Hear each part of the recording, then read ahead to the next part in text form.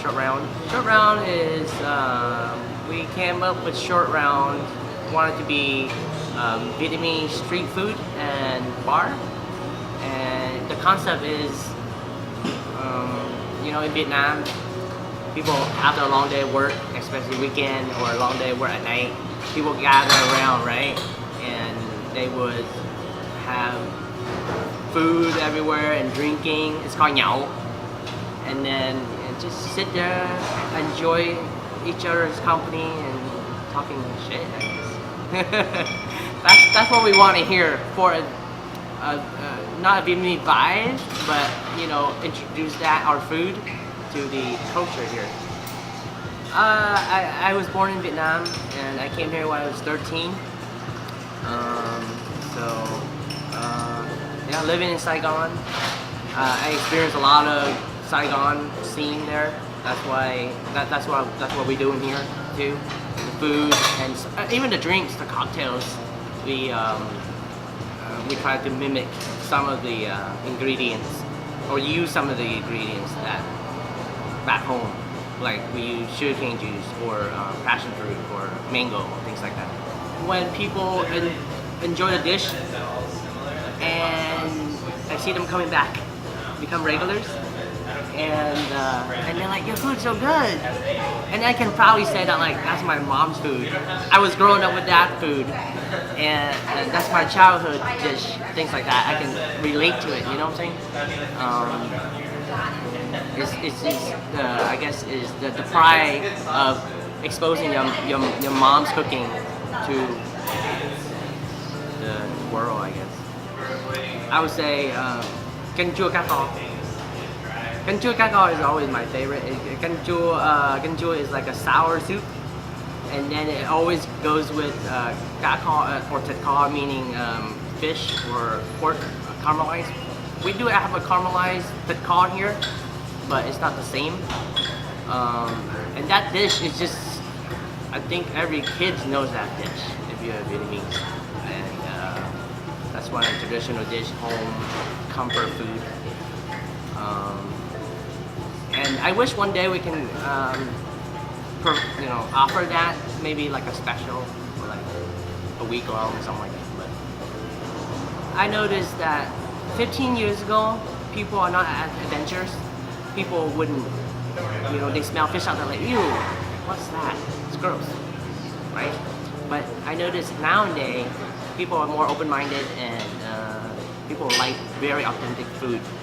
They want it tastes just like how you cook it in other countries. Exactly like it.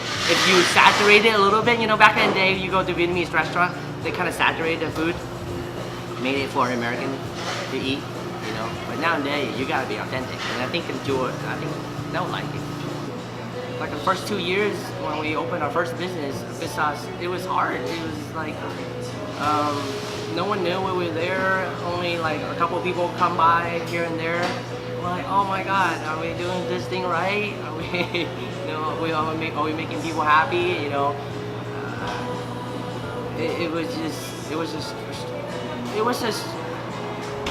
It was a struggle just because we were not on the media line. We're not just being exposed, and like you right now exposing me to the media is great. It helps a lot. And people are like, oh, let's check them out. That what helps us. I think that's what helps any business. So I guess, and then once you start seeing, even though you're not busy, right? But you see that 1 or 2 regulars coming back, you're like, okay, we were going somewhere. We will get there, but slowly. Because if you see someone coming back for your food, slowly here, 1, 2, 3, 4 people, you see like regulars, their names.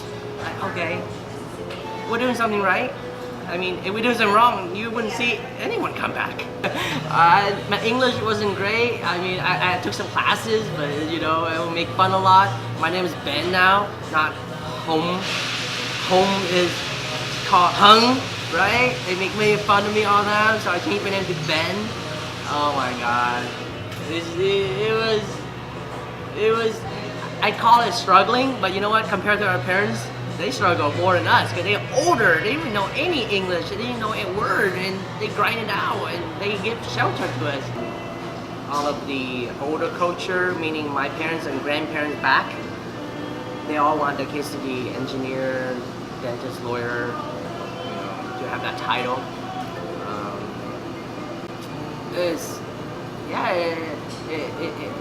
She made me go to, to get a biology degree, to go to dental school, and I did it, and because that's what mom wanted. You always want to make mom happy, but I guess I was too dumb to get into dental school, or maybe my drive wasn't there to get in dental school, so I didn't get in. I'm like, Mom, I didn't get in. I failed you. I'm sorry. So and then I went out and worked for North Shore for 2 years. Your parents be mad at you. Like, what's wrong with you? Why can't you be like other Vietnamese kids that made it into dental school, medical school, or being a nurse or pharmacist? They expect highly of you, especially I'm the oldest son and my brother is younger. When you're the oldest, they expect a lot of you in the Vietnamese culture. Expectation is high, and sometimes you can deliver it, and it was depressing for a little bit for me and my mom, I guess, but we all got over it. What can you do? If I can't get in dental school, I can't get in dental school. I mean, she made me, actually, she's like, oh, why don't you go back to school and get a master or find some other profession to do. If you can't get into school, why don't you be a pharmacist? Because,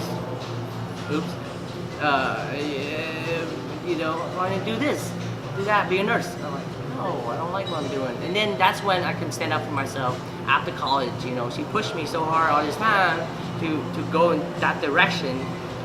But after I got out of college, and I'm like, okay, I can't do those things. I stood up, and I'm older now, and I'm like, okay, I can't do those things. I won't do it. I would say, just take your time. Don't dive in what you don't like yet. Or maybe if you have to dive in it just to survive for now, pay bills and stuff like that. You have a big, school loan to pay off. But, don't do what you don't like. Don't do what you don't love. Kids nowadays are like strong-minded, I noticed. I mean, back in the day, our parents are very strong people too. Don't get me wrong. Our parents, our grandparents are like the strong people I know. Like, they came here to America with nothing. I mean, we're so fortunate, right? We get to go to school, college. We have a car and house to live in. Back in the day, like, they would live in a little apartment with 6 people in there living on the floor, right? They're the strongest people I know. But kids nowadays, I notice they do what they love, and they're not afraid of it. You know what makes me the most happy when I do this kind of business, when I offer the goods, the service? See the customers smile and enjoy your food. That's just like the high, give me the high. You see they enjoying it, they love it. That what makes you go more and more and more. Because there's nothing in the world better than make people happy. Anybody that whatever you do when people are happy, what you're doing is the best feeling in the world. So I guess that's what makes me going now. Now that, as long as people like what I'm doing, I'm gonna keep on doing it.